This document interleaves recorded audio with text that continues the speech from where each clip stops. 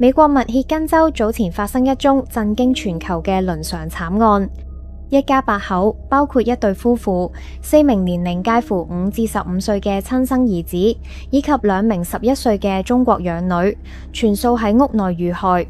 警方調查後相信，涉案父親先開槍擊斃妻子同6名子女，再蓄意縱火，最後吞槍自盡。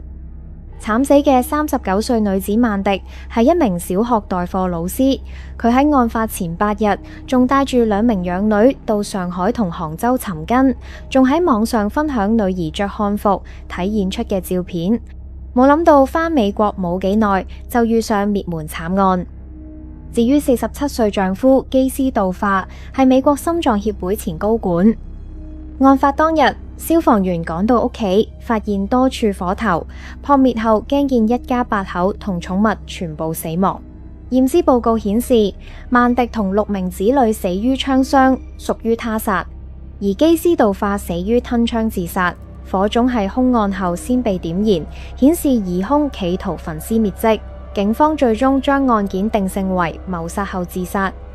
隨住調查深入，更多細節曝光，曼迪生前曾喺網上論壇發文，屢次控訴丈夫出軌，對象包括公司嘅年輕實習生。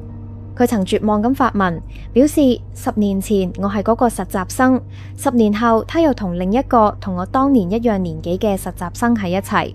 雖然佢為咗6名子女選擇原諒，但婚姻裂痕始終未能修補。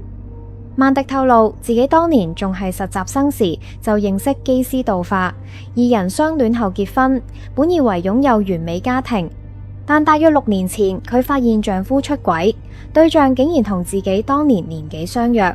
曼迪曾陷入長達1年嘅自我否定，但最終因為愛錫子女勝過憎恨丈夫，選擇唔離婚。佢甚至強迫丈夫轉工，並透過婚姻諮詢努力修補關係。可惜重建信任之路舉步維艱，佢曾形容丈夫滿口謊言，令佢精神上徹底崩潰。10幾年前，曼迪曾喺網上寫下迎接第一個孩子係人生中最美好嘅一天。